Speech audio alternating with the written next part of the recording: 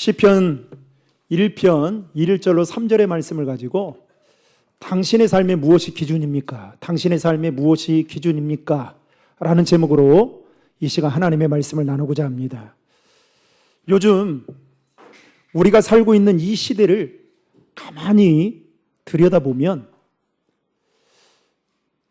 특별히 목회자적인 입장에서 특별히 보면 마치 성경에 나오는 사사시대와 같다라는 생각이 들 정도로 자신의 소견대로 살아가는 시대인 것 같다라는 느낌을 문득문득 받고 느끼게 됩니다. 한마디로 말하면 내가 옳다고 생각하면 누가 뭐라 해도 상관하지 않고 그게 맞다고 생각하며 살아간다는 것입니다. 신앙생활도 비슷한 것 같습니다. 그게 분명히 틀린 것 같은데 내가 맞다고 생각하니까 아무렇지 않게 그렇게 살아간다는 것이죠.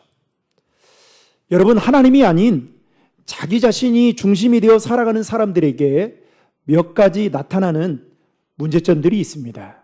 첫째는 절대적인 기준이 사라진다는 것입니다.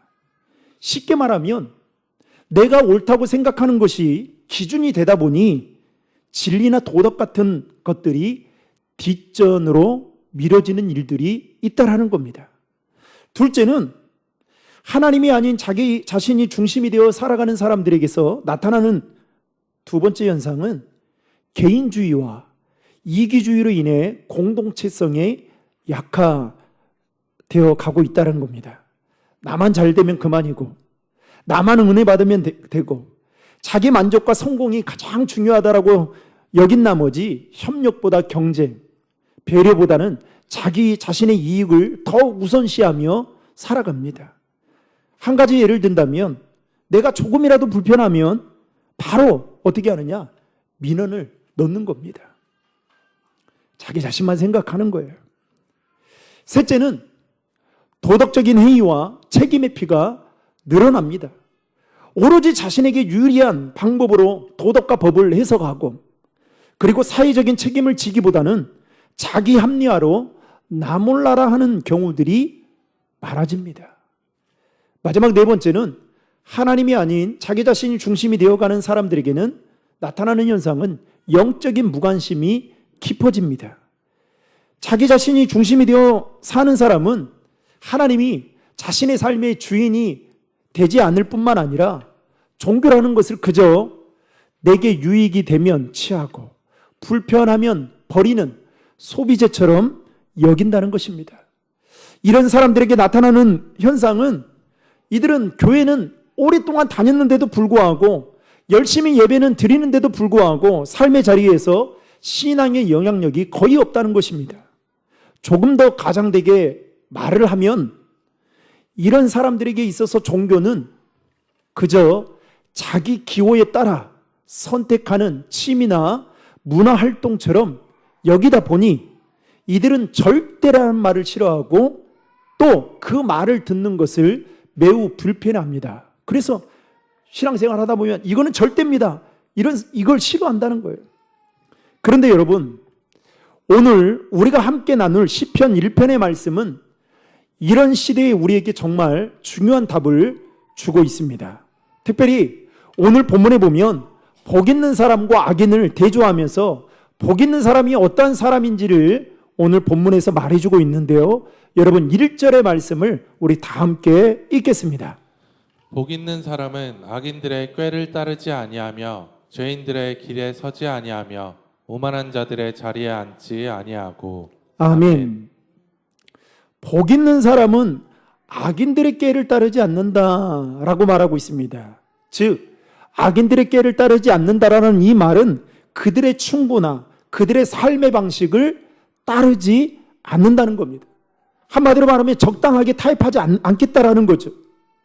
그리고 죄인들의 길에 서지 않는다라는 이 말은 죄인들이 가지고 있는 가치관이나 그들의 생활 양식을 자신의 것으로 받아들이지 않는다는 겁니다. 여러분, 우리는 주일이 되면 주일은 누구의 날입니까? 주님의 날이라고 말을 하죠. 여러분, 주일을 온전히 지키는 것은 그냥 주일 낮 예배만 드리는 것을 주일날 온전히 지키는 것으로 우리는 생각을 안 하죠. 오후 예배까지 다 드리는 것을 우리는 주일을 온전하게 지키는 것으로 생각하고 그렇게 신앙생활합니다. 그런데 예수 믿지 않는 사람들은 어떻게 생각합니까? 그냥 주일날 한 번 예배 드리면 되는 거지. 우리는 절대 거기에 대해서 그들의 가치관대로 그들이 생각하는 대로 그것을 받아들이지 않습니다.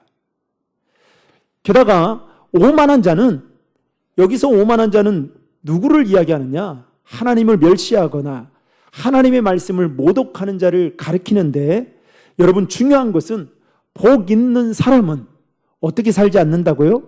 악인들의 꾀를 따르지 않고 죄인들의 길에 서지 않고 그리고 오만한 자리에 앉지 않는다라고 말하고 있습니다.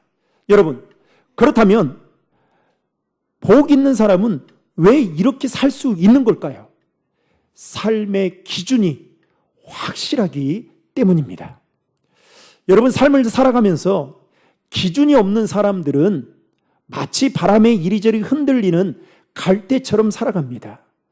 다시 말하면 상황과 환경에 따라 수시로 바뀌면서 제 멋대로 살아가게 되는 것입니다.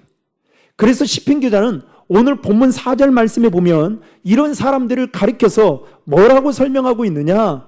오직 바람에 나는 겨와 같도다 라고 표현하고 있습니다. 여러분, 그런 점에서 신앙인들은 기준이 없이 살아가서는 절대로 안 된다는 것입니다. 왜냐하면 기준은 우리 하나님과 우리와의 관계, 더 나아가서 우리의 신앙의 정체성, 더 나아가 우리의 삶의 방향과 매우 깊이 연관되어 있기 때문입니다. 자, 그렇다면 신앙인 우리들에게 있어서 기준이 여러분 무엇이 되어야 할까요? 오늘 시편 기자는 2절의 말씀에서 그 답을 우리에게 정확하게 가르쳐주고 있습니다. 2절의 말씀을 다 함께 읽겠습니다. 2절 말씀. 오직 여호와의 율법을 즐거워하여 그의 율법을 주야로 묵상하는도다. 아멘. 그 기준이 무엇이냐? 바로 여호와의 말씀, 하나님의 말씀이다라고 성경은 말하고 있습니다. 여러분, 동의하십니까? 예수 믿는 우리가 삶을 살아가는 데 있어서 그 기준이 여러분 하나님의 말씀임을 동의하십니까? 우리가 신앙생활하면서 왜 여러분 믿음이 흔들리는지 아십니까? 하나님의 말씀이 우리의 삶의 기준이 척도가 되지 못하기 때문입니다. 오늘 본문에 따르면 하나님의 말씀을 주야로 묵상하지 않기 때문에 신앙인들조차도 믿음의 삶을 살아가는 데 있어서 흔들리며 살아간다는 것입니다. 여러분, 사단은 우리가 하나님의 말씀을 가까이 하지 못하도록, 주야로 묵상하지 못하도록 끊임없이 방해합니다. 목적 없이 분주하게 살아가도록 만들어요. 하나님과 깊이 만나는 말씀과 기도, 예배하는 시간이 여러분 시간을 다 빼앗아 갑니다. 게다가 육체적으로 피곤하게 만듭니다. 그래서 결국 하나님과의 관계를 단절시키고 하나님의 말씀을 가까이 하지 못하도록 방해하는 것이 바로 사단입니다. 여러분, 이 일이 계속 우리의 삶에 반복되면 어떻게 되느냐? 나중에는요, 하나님과 관계 맺는 일, 말씀 읽고 기도하고 예배하고 찬양하는 일이 우리에게 즐겁게 기쁘게 느껴지지 않아요. 어느 순간 고역처럼 느껴집니다. 마치 그것이 나를 올가매는 것처럼, 구속하는 것처럼 느껴져요. 그래서 사단은 자꾸만 말씀을 읽지 못하게 하고, 그래서 말씀을 읽지 못하게 함을 통해서 네 생각대로 살아라, 우리에게 끊임없이 속삭입니다. 그러면 왜 하나님의 말씀이 신앙인인 우리의 삶에 여러분 기준이 되어야 하는 걸까요? 첫 번째는 하나님의 말씀이 뭐이기 때문이다고요? 진리이기 때문에 그것이 기준이 되어야 한다는 것입니다. 여러분, 요한복음 17장 17절의 말씀을 다 함께 읽겠습니다. 그들을 진리로 거룩하게 하옵소서. 아버지의 말씀은 진리니이다. 아멘. 하나님의 말씀은 뭐다고요? 진리라고 말하고 있습니다. 게다가 요한복음 14장 6절에 보면 이렇게 말씀하고 있습니다. 같이 읽겠습니다. 내가 곧 길이요 진리요 생명이니 나로 말미암지 않고는 아버지께로 올 자가 없느니라. 아멘. 예수님은 자기 자신을 진리라고 말씀하시면서 그 진리 대신 예수님을 통해서만이 누구에게 나아갈 수 있다고요? 하나님 아버지께 나아갈 수 있다라고 말하고 있습니다. 여러분, 세상의 기준은 끊임없이 변합니다. 그래서 여러분, 내로남불이라는 말이 있잖아요. 그게 변하기 때문에 그런 거예요. 그러나 저와 여러분들이 가까이 하는 하나님의 말씀은 변하지 않는 영원한 진리임을 믿으시길 바랍니다. 그 말씀은 시대가 변해도 바뀌지 않는다는 거예요. 변하지 않는다는 겁니다. 따라서 변하지 않는 진리에 우리의 인생을 튼튼하게 세워야만 우리의 삶이, 우리의 믿음이 흔들리지 않을 수 있다는 것입니다. 두 번째로, 하나님의 뜻을, 하나님의 말씀이 우리의 삶의 기준이 되어야 하는 그 이유는 하나님의 뜻을 알 수 있는 유일한 통로이기 때문입니다. 여러분, 하나님은 말씀을 통해 그분의 마음과 그분의 계획을 우리에게 가르쳐 주시고 밝히 보여주십니다. 그러하기에 저와 여러분들이 하나님의 뜻을 알기 원한다면 무엇을 가까이 해야 될까요? 하나님의 말씀을 가까이 해야 합니다. 왜냐하면 하나님의 말씀이 하나님의 뜻을 알 수 있는 유일한 통로가 되기 때문입니다. 세 번째로, 하나님의 말씀이 우리의 삶의 기준이 되어야 되는 이유는 그 말씀이 우리의 삶을 바르게 인도하기 때문입니다. 여러분, 시편 119편 105절의 말씀을 다 함께 읽겠습니다.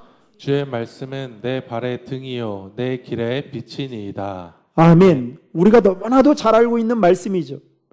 말씀은 우리의 인생의 어두운 길을 밝혀주는 등불과도 같고, 또 길을 잃어버렸을 때에 바른 길로 인도해주는 나침반과 같다라는 것을 우리는 잘 알고 있습니다. 따라서 우리가 말씀이 기준이 되어야 되는 이유는 우리가 답을 찾지 못하 헤매이고 있을 때 그 영원한 진리 되신 그 말씀이 우리의 인생의 해답을 가르쳐주고 있기 때문에 그렇습니다. 네 번째로, 하나님의 말씀이 우리의 삶의 기준이 되어야 되는 이유는 예수님도 그 말씀을 삶의 기준으로 삼으셨기 때문입니다. 마태복음 4장에 보면 예수님이 마귀의 시험을 받게 됩니다. 그런데 마귀에게 세 가지 시험을 받을 때에 성령에 이끌려서 받았다고 말하고 있어요. 그런데 예수님이 어떻게 대응하십니까? 자신의 감정이나 자신의 논리로 대응하신 것이 아니라 마태복음 4장에 보면 이렇게 이야기합니다. 기록되었으되, 즉 예수님은 마귀의 시험 앞에 기록된 말씀으로 대응했던 것을 볼 수가 있습니다. 이처럼 말씀이 우리의 삶의 기준이 되지 않는다면 여러분 어떻게 될까요? 방향 없는 배와 같고 설계도가 없는 집을 짓는 것과 같은 것입니다. 자, 그렇다면 신앙인인 우리가 기준 없이 살아서는 안 되는 이유가 무엇 때문일까요? 첫 번째는 기준이 없으면 어떻게 되느냐? 하나님 중심이 아닌 자기 중심적으로 살아가기 때문입니다. 여러분, 사람은 원래 본성적으로 자기를 기준으로 살려고 하는 마음이 강합니다. 여러분, 우리가 왜 말씀을 읽고 기도해야 될까요? 그 말씀을 읽는다는 것은 내 삶을, 내 심령을 살핀다는 거거든요. 그런데 살피지 않으면 어떻게 되느냐? 여러분, 어떻게 될까요? 본능적으로 살아요. 예수를 믿어도 내 과거에 믿지 않았을 때의 그 모습처럼 돌아가서 살아갑니다. 가만히 내버려두면 그렇게 살아갈 수밖에 없어요. 그런데 말씀이 기준이 되면 어떻게 되느냐? 하나님 중심으로 살아가려고 몸부림을 칩니다. 왜요? 은혜를 받거든요. 기도하다 보면 음성을 듣거든요. 말씀을 읽다 보면 마음이 뜨거워지거든요. 그래서 어떻게 해요? 내 소견대로 살아가서는 안 되구나. 내 생각대로, 내 감정대로 살아서는 안 되는 것이구나 라는 것을 깨닫게 되는 것입니다. 두 번째로 신앙인인 우리가 기준 없이 살아서는 안 되는 이유는 여러분 쉽게 흔들릴 수 있기 때문입니다. 에베소 4장 14절에 보면 이렇게 말하고 있습니다. 같이 읽겠습니다. 이는 우리가 이제부터 어린아이가 되지 아니하여 사람의 속임수와 간사한 유혹에 빠져 온갖 교훈의 풍조에 밀려 요동하지 않게 하려 함이라. 아멘. 사도 바울은 우리가 영적으로 볼 때 어린아이가 되지 않기를 바라면서 어린아이가 되지 않는 이유를 뭐라고 이야기합니까? 온갖 교훈의 풍조에 밀려 요동치는 삶. 즉, 여러분 기준이 없다 보면 세상의 유행, 흐름, 환경, 감정, 여론에 쉽게 마음을 빼앗겨 흔들릴 수밖에 없다라는 겁니다. 게다가 여러분 기준이 없는 신앙은 어떠한 일을 하는 데 있어서 분별력이 없어지는 겁니다. 그 결과 죄로 인해 쉽게 넘어질 수밖에 없죠. 더욱이 신앙생활 하다 보면 이런 마음을 갖게 됩니다. 이 정도면 괜찮겠지. 요즘에 다 그렇게 살아. 이렇게 생각하면서 자기 합리화를 하며 살아가게 된다라는 것이죠. 세 번째로 신앙인인 우리가 기준 없이 살아서는 안 되는 이유는 여러분 기준이 없는 신앙은 반드시 열매가 없다라는 것입니다. 오늘 본문에서 시편 기자는 말씀이 기준이 되어 살아가는 복 있는 자의 삶을 이렇게 표현하고 있는데요. 3절의 말씀 다 함께 읽겠습니다. 그는 시냇가에 심은 나무가 철을 따라 열매를 맺으며 그 잎사귀가 마르지 아니함 같으니 그가 하는 모든 일이 다 형통하리로다. 아멘. 한마디로 말하면 신앙의 열매를 맺는다는 말입니다. 여러분 누가복음 13장에 보면 포도원에 심기온 무화과 나무의 비유가 나오고 있습니다. 이 비유에 등장하는 포도원 주인은 가원지기에게 열매를 맺지 못하는 무화과 나무를 베어버릴 것을 명령합니다. 그때 가원지기가 포도원 주인에게 간절하게 요청을 합니다. 그래서 무화과 나무가 베어지는 것을 1년간 유보를 시킵니다. 그럼에도 불구하고 열매를 맺지 못한다면 포도원 주인은 뭐라고 이야기하느냐? 그 무화과 나무를 반드시 베어야 된다라고 말을 합니다. 여러분, 우리가 신앙생활 하면서 우리 안에 풍성한 신앙의 아름다운 열매들이 맺어지기를 주님의 이름으로 축복합니다. 신앙의 열매를 맺지 못하는 성도는 하나님의 관점에서 볼 때에 무가치한 존재라는 거예요. 그래서 하나님은 이 비유를 통해서 우리에게 말씀하고 있는 겁니다. 따라서 신앙생활을 하는 우리가 열매를 맺기 위해서는 하나님의 말씀을 우리의 삶의 기준으로 삼고 그 말씀을 즐거워하고 주야로 묵상하며 살아가야 된다라는 것을 시편 기자는 우리에게 오늘 해답처럼 가르쳐 주고 있는 것입니다. 여러분, 하나님은 우리에게 말씀을 주셨습니다.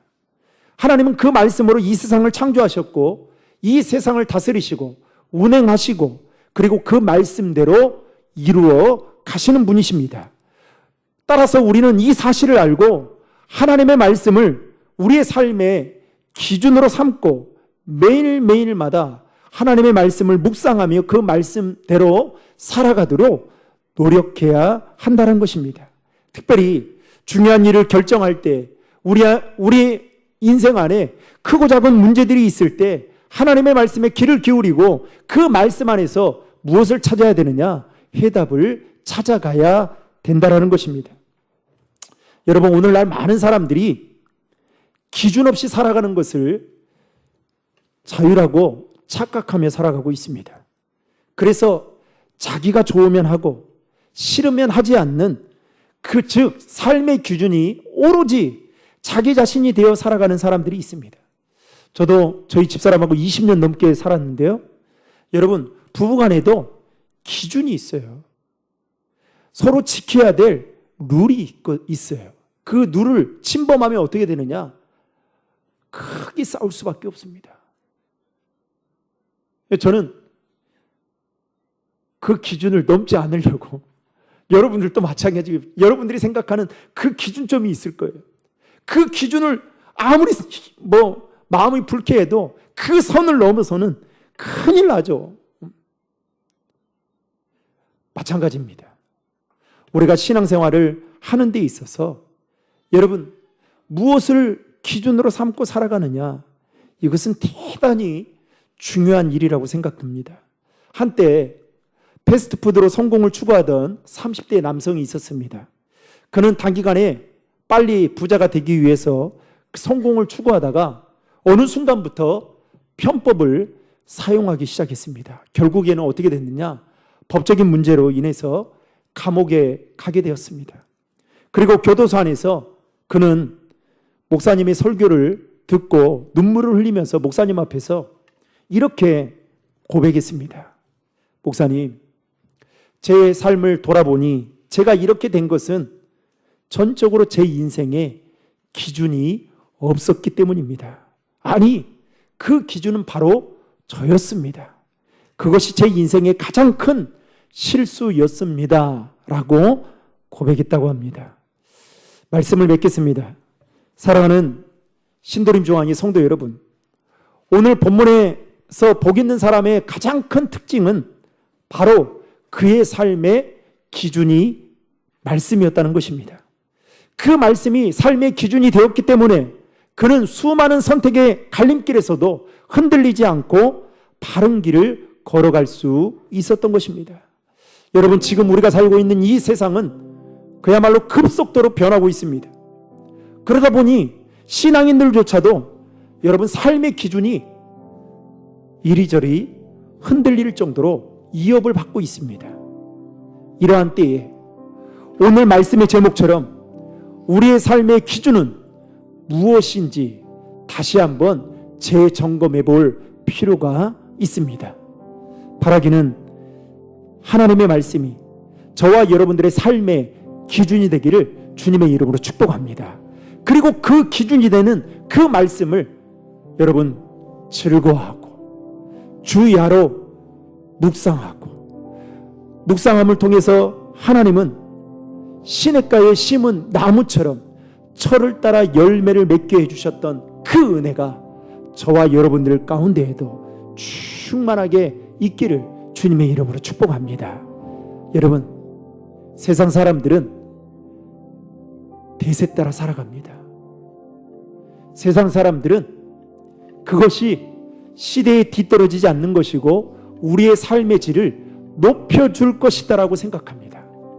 그러나 여러분, 여전히 하나님과 관계를 친밀하게 맺고 있는 복 있는 사람들은 대세가 아니라 세상의 유행이나 흐름이 아니라 하나님의 말씀을, 변하지 않는 하나님의 말씀을 기준으로 삼고 살아간다는 사실입니다.